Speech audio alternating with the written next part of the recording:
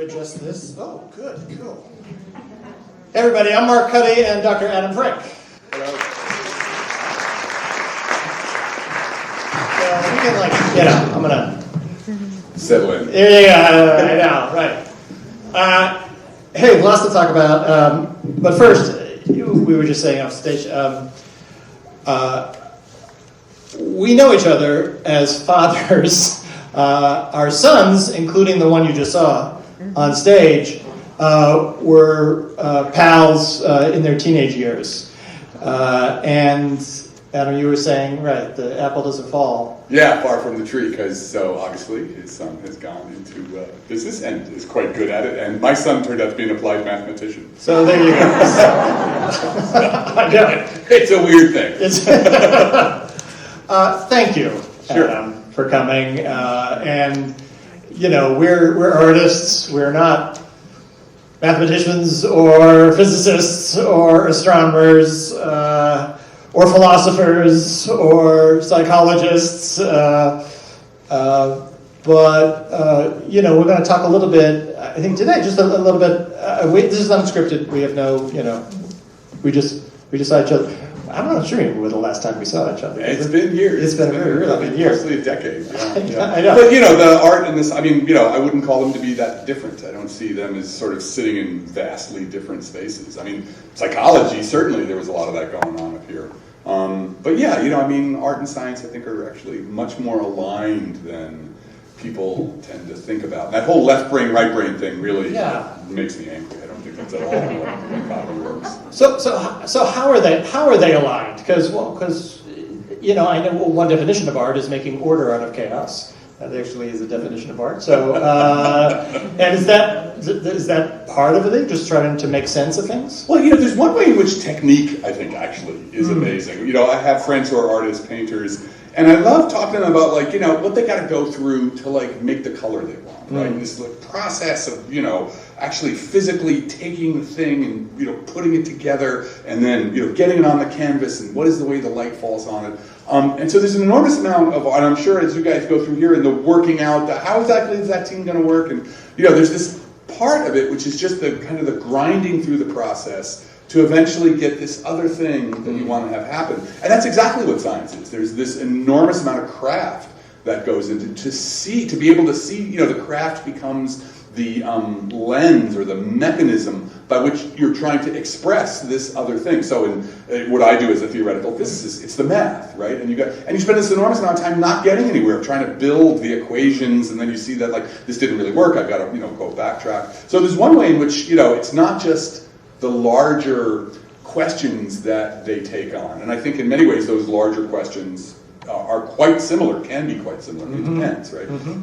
But it's the craft itself. It's so human, right? It's they're both such expressions of what it means to be human in the world and to have these questions. And then this weird thing that we have of creativity, where we put enormous amounts of effort, obsessive amounts of effort into it to get a glimmer of this thing that comes through. Well, you made such a good point, because often we think of science as this monolith, but without the scientists. Without the people who are actually day-to-day grinding away and have an idea like they're going towards something, but it is trial and error, as it is in rehearsal, as it is in putting together anything like figuring out how it works as we go. Yeah. And that's really the... Because, people have this idea, what's really interesting about science, and I do a lot of work about science denial in America, that's a lot of my writing has been focused on that. And one of the problems is that nobody knows scientists, right? Very few people have any kind of interaction. Well, we know one right now. There you go. But in general, we all know. People don't really know scientists. That's so there's this image. What's interesting, there was this poll that was done, which actually found that most people, of all the professions, people trusted scientists. But at the same time, in this poll, as a profession, science is one of the most trusted. Oh, okay. But at the same time, people when they ask about people's ideas about science, they don't have emotions like most people do. They don't have, and you can see this was totally from the movies, right? The only scientist anybody had ever seen, it was that guy on The Big Bang Theory, or the movies. Right. That show, the diabolical scientist or the abstracted scientist who really, isn't interested in human relationships. And it's what? But it just showed how much this filter, like that people, what it showed is that people don't really know anybody in science in general. And apparently you started very young, your sort of love of astronomy, right? And what's the 5 years old? Is that right? Yeah, I was 5 actually, and I had discovered in my dad was a writer, who was committed to Joyce. That's all the books that were on. So the top line of the books on his shelf were like Joyce and Faulkner and Hemingway. He loved Hemingway. But the bottom shelf were pulp science fiction. Those 1950s, 1960s, amazing stories. And I remember as a 5 years old looking, you could reach those. You couldn't reach. Exactly right. James Joyce. Entirely different career path. Just been a little taller. If there'd been a ladder. But I looked at those covers, and those covers were always like, guys in like Michelin tire suits. That's what they imagine spaces to be. Right. Bounding around on alien landscapes, and it was just like, boom, that. It just started the fire, and there was never any question in my life about what else I'd do. I just knew that's what I had to do. And I stunk at math for a long time. It wasn't until really kind of senior year that I saw in a physics class that this is a language I could use to express. Interesting. Yeah. So your father with writing and his, And my dad loved science. My dad was that generation where he loved science fiction. He gave me like the big book of science fiction with Asimov, and so I never wavered from it. And the more I learned about it, Carl Sagan played a huge role in my life in terms of his writing. Sure, right? Right. That was like someone on TV. Yeah. It was like, first time really there was a popular scientist. And his writing, I read the Braca's Brain, and he was the first. Other people had written popular science books before, but there was something different about him, where he really was asking, he wasn't just writing about science, he had this education at the University of Chicago, where it was like, science couldn't be divorced from history or culture or arts. And so, like with his famous program Cosmos, he would embed his story of Galileo in what Michelangelo was doing. Like it was clear this didn't stand somewhere over there, a bunch of people picking up facts. Which is another. If you look at the artistic eras and the scientific eras and the literature era, they align. Yeah, right? they align, and the ideas in them align. Right. Yeah. The Renaissance was not only artists representing the human form in a new way. It was what they called then natural philosophers, what we call scientists, were representing the world through their ideas in a very parallel way. The relationship between Cubism in 1920, or the 1920s, and relativity, they were like, Picasso was trying to represent all sides of that descending the stairs, all sides of this body at the same time, which was an inherently kind of relativistic, dimensional thing. Yeah. Hey, I want to talk about time. It's about time we talk about time. It's a good subject. Yeah. Because clearly this, we talk about multiverses, but really that aside for a moment, that concept, just the idea of time, and I want to talk about it right now, coming out of the last 2 years. Yeah.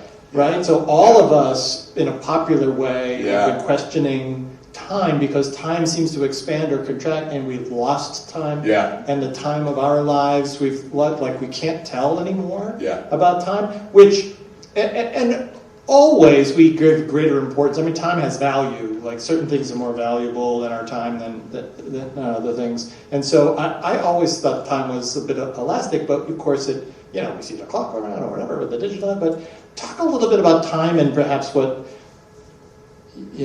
maybe you thought about as you were watching this play too. So it was time. So there's time in physics and there's human lived time. Yeah. And how to connect the two is very interesting, because so I will tell you straight away. So this play has sort of two issues that it raises. One is the multiverse, and then later on they talk about reversibility, about how much time there is. She does that beautiful soliloquy about that. There's the fundamental laws of physics don't know about time, and actually, so I'm a huge. I think the multiverse is a bunch of crap. Right. So and then the same also this question. It's true. She's right. Science crap. Science crap. Literature. Yeah. Right. As opposed to, and that's what's really interesting is that within science. So some of you may have heard of string theory, right? In the 90s, there was this book about string theory and the multiverse and such, and it became very popular. But within science, it's really run itself out. It has just hasn't panned out. Like I sat through 1,000 lectures when I was, in grad school, people telling me, string theory, it's going to be the greatest thing ever. And then, 5 years later, string theory, it's going to be the greatest thing ever. And then 20 years later, string theory, it's going to be great, I swear. And so other than the people who are still kind of working on it, it just hasn't really worked out. Yeah. But it led to these ideas that actually then propagated into the popular culture in ways that artists could really pick up on.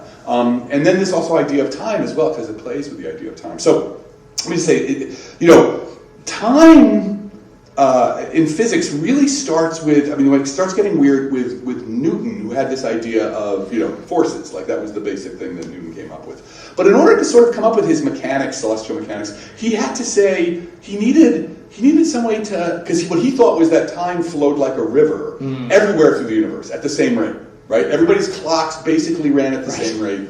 But in order to do this, he needed an idea that was very fundamental to Western ideas of thinking, which was God. He needed God to be the perfect observer, right? So in that view, time was always there. Time was always flowing at the same rate. And for 300 years, that stayed the way it was. And then Einstein came along and said, no. Einstein saw that actually time would flow at a different rate depending on how you were moving relative to each other, to your local situation. My time, like actually the people who are up there, their time is actually running a little bit slower than my time. Right, and we can prove this if you have an atomic clock. You can actually see. I take the two clocks, I synchronize them. I bring one up there, and then I bring it back, and the two clocks will no longer be synchronized.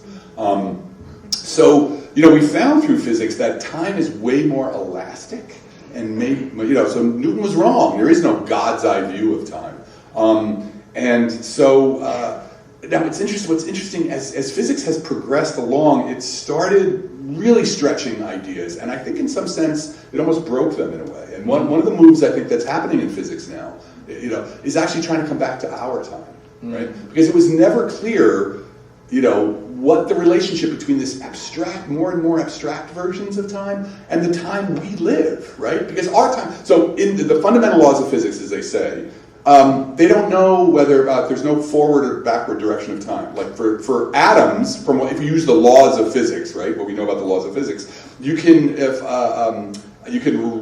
watch two marbles collide against each other, and there's no way for the physics to know whether or not the collision was running forward or backward in time. Like in other words, if I showed you a movie of it, right, the two billiard balls, boink, I couldn't, from the laws of physics, I can't tell whether that movie's going forward or backward.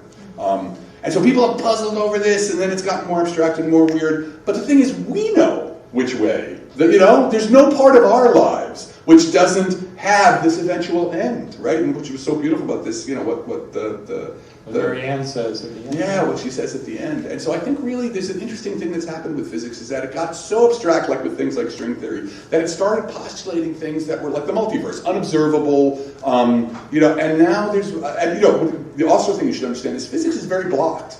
She talks about this in the beginning. She talks about we have these two theories, quantum mechanics and general relativity. Quantum mechanics deals with the small, right, which is why all your computers work based on quantum mechanics. Unbelievably powerful theory. And then we have this other theory called general relativity, that's Einstein, which deals with the big, the universe and the movement of stars and the galaxies. And they don't talk to each other. They just don't work. And we have tried for 50 years, the greatest minds in the world, to get them to talk to each other. And string theory was the big hope, like, oh my God, we found it. And it hasn't worked. And so everybody's kind of at a dead end. I was going to bring some sheets of paper to show you that, there's been all these, I have a Scientific American issue that says, the title is The Crisis in Physics. So there's a real crisis in physics that we don't really know where to go right now. So there's still some people hanging on to string theory, but really the rest of us, I don't really work in that part of the field, but I think part of it is now there's this interesting move to perhaps come back to the recognition that, no matter what we say the laws of physics say on an atomic level, there must be something missing because our time only goes in one direction. Right? So the idea that, the laws of physics tell us it can go in either direction says maybe there's something, we need to go back and rethink our laws of physics. They certainly apply in some places, but maybe as we try and really stretch them, we've broken them in a way, that we should, if we want the answer to understand how they should be unbroken, come back to us. Because there's no way to tell the story of the universe without us in it. That's maybe what we're learning. Does time have to relate to the law of physics? I mean, the laws of physics, do the laws of physics apply to everything? You'd like them to, right? That's well, I know, clearly. They've been working for 50 years to try to make, you know. Well, this is an interesting question. Does science explain everything, right? Yeah. Because, and I say no, actually. I don't think that. That's why art is so important, right? Because there's aspects of human existence that the methodologies of science, which I am, a very big fan of, they're just not amenable to that, right? So science is a particular way of like looking at the world and kind of isolating a part of it, and you put it in a lab and you close the doors and you put everything on shock absorbers to isolate the world as much as possible. Right. So you can just probe that thing, and that's really useful for building computers and doing everything.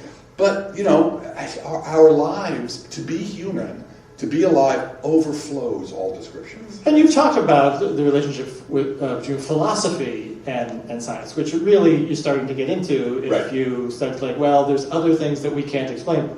They're in philosophies, basically. Right. Well, what I would say is also the idea of explanation. Everything's not about explanation. And it's again the importance of art, right? I mean, if I told you, here's a sentence that has the meaning of life in it, okay, now what? Right? Now you still have to go live your life. You still have to make your choices. You're still going to look at the phone and find out, what's happening today in the other parts of the world. Words and explanations, as I like to say, don't corral life, right? And you need art, right? You need poetry. You need music. You need painting. There's truths there that are that cannot be reduced to like, the neurons in your brain are responding to the red wavelengths. And I think there's a view of science that, unfortunately, many of my colleagues have, that everything true has to reduce to science. You know what I mean? Like, if I just knew enough, if I had the biggest enough computer, I'd be able to explain why you had the reaction to this play tonight. Right. And I think that's crap. I think there's parts of, that's why we have art. That's why we have these other ways. So you've just seen this play. You didn't know this play beforehand? Yeah. Again, so putting you on the spot. Just about some of the things that you saw. I mean, we actually were playful with the idea of string theory with these string lights. That was nice. And then when we started to put it together, and then finally she goes, it's done. I mean, we thought, well, in a way, in a subliminal way, she's... How do you represent it? How do you do it without being explicit? Like, these are strings, everyone. Because that would be the scientific way. These are strings. These strings have, But with art, it's a different way. But they have to be the human connection to it. I mean, it's a play, so like they're human beings, dealing with that. I mean, they don't deal with the hive, with this extraordinary design element back here, but I certainly felt like they needed to deal with something real.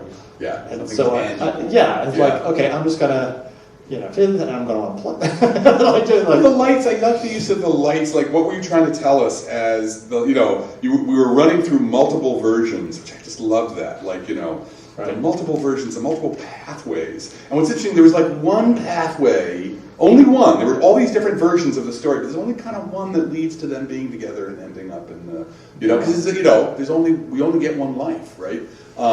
So I thought that was really cool. But every time the lights would shift to the blue, as the idea, like, no, this is where they ended up. Like, this was a shift, to the. Well, but also in the surreal sense, in terms of time, where you get a cancer diagnosis. The world shifts. I mean, the world just goes upside down, and there's you're certainly living in and she talks a lot. Marianne talks a lot about control, trying to get I need the control over there, which is why she talks about going abroad and being able to work with people to control her own death. But that idea of control, which gets back to the scientist saying, I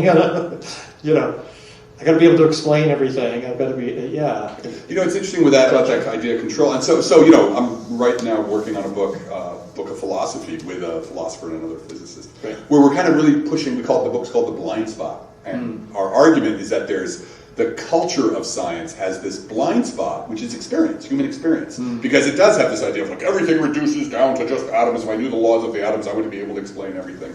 And our argument is that view, is just rampant throughout society and has caused an enormous amount of damage, including all the ecological damage that we have. Right. But one aspect of that, which is this idea of control, and I don't know, maybe you've ever heard of the transhumanist movement. This is this idea that like someday we'll be able to download ourselves into computers and we'll live forever. The singularity, maybe for the singularity. This idea that like, computers are progressing so fast that very soon computers are going to be able to start building themselves, right? That computers will design the next generation of computers, and then that the next generation will design the next generation. Very quickly the capacity of computers will just rise until they become self-aware. And it's this like weird, almost religious fervor about like, yes, science will be able to control everything. And I had a discussion with this guy one time. We had a debate. It was a formal debate. And he was one of these transhumanist computer scientists. And he was like, he wanted to conquer death. That was his thing. And what was interesting is we'd had a very similar experience. His brother had died when his brother was young. And I had a brother who died when I was young. And we took totally different lessons out of it. Like he was like so angry about it that he was going to conquer death with science. And what I had learned is like, wow, life, this is the way life is. Like life just, I had this sort of fundamental, Zen experience of like, this is what happens and you can't change what happens. Yeah. And so it's about this control thing. And I think, right, I mean, what the view against, I think that art can help us. What is, we turn to art and solace. We don't turn to science and solace, right? Right. Well, and the playwright did. I mean, the playwright lost his father. Oh, is that and started to think about, well, how can I express scientifically a way that he could still be living. And so that was the motivation for him to try to find stories where other things could happen that we could have a little more control, or at least have other options in life. Yeah. But of course that's the power of these other ways, non-scientific ways, is to sort of embrace the lack of control. Is to see that is our fundamental. So I'm a Buddhist. I'm from the Zen tradition, and so much of that is just like this is what it is. The life you're given is the life you're given, and the whole thing is just like live this life with the full richness. And so there's whole traditions, and there's or there's rituals around that, but just to evoke that. And again, I think, and this is a truth that has nothing to do with science. That has nothing to do with equations, or it's just it's a fact given to us. And I think art is another place that can express these kinds of truths that are not derivable. They're lived truths. Right. And their choices. And I think that's part of the what if-ness of a play like this or a story like this is like, what if I said this? What if this happened? What if it didn't rain that day? What if I walked away and got a beer when she came over? Like, what if we didn't meet? Kind of thing. So there's a lot of what if. So the life is random. I believe life is random as well.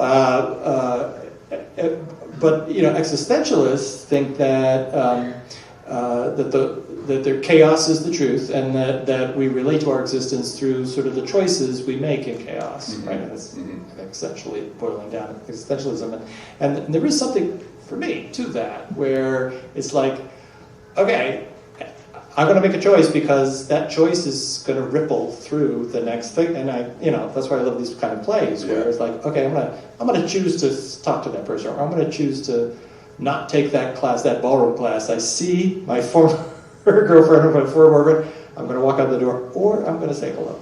I mean, because it's random. Well, that's why I thought the play did so well. And what's interesting to me is like, and also when I was doing the thing for Doctor Strange, I had this conversation with the director and the screenwriter, around this table about, they were asking me, because they needed the multiverse. They needed to have the multiverse as part of, and now you see what's happened. Those of you, any Marvel fans out here? Yeah, Loki, have you watched Loki? So the multiverse now, they're full in. Like the multiverse is now a killer part of their story, essential part of their story. And so, even though I have hostility to the multiverse as a scientific theory, and there's people who get angry at me, it's it expresses something. It's this, it expresses something that's very elemental that we need. Right. That artists, before scientists ever talked about it, artists were exploring, because it is such a strange thing that, whether it's losing somebody because, if the car had just, somebody tapped the brakes, it wouldn't have happened, or meeting the person, And so there is this strange sense that we feel all these possible lives, and yet we live this one life. And it's only through art that we're going to be able to sort of explore that, Yeah. And I think the work you're doing with Doctor Strange and other, that it...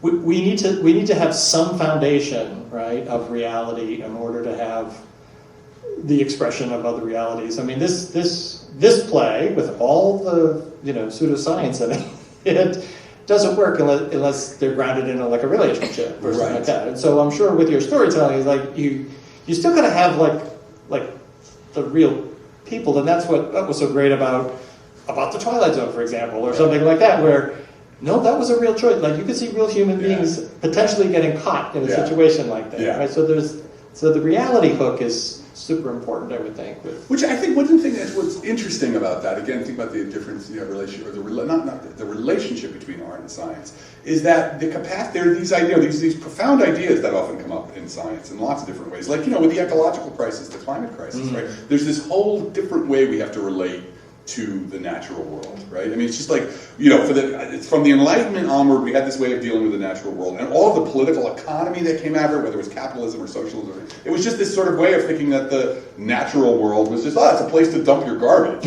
or whatever it is what can I turn it into, what financial, I got to count up how many trees, and that's the amount of money.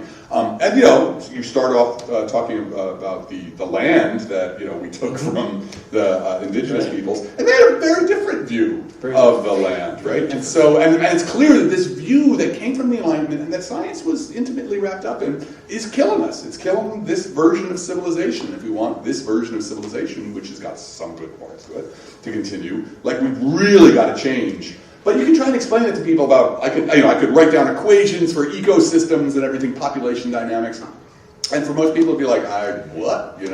But you got to tell it in stories. So there's way much to bring the science. The science is everybody's heritage, but to communicate it, which has been a big thing for me, both as a scientist and a science writer, science communicator, you need human beings. You need.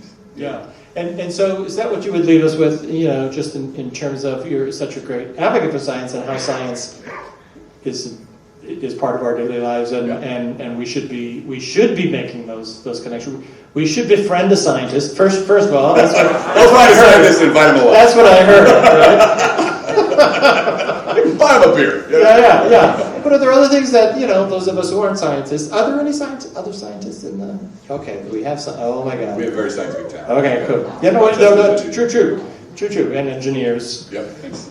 A lot of engineers. Well, Barcelona's there. Okay.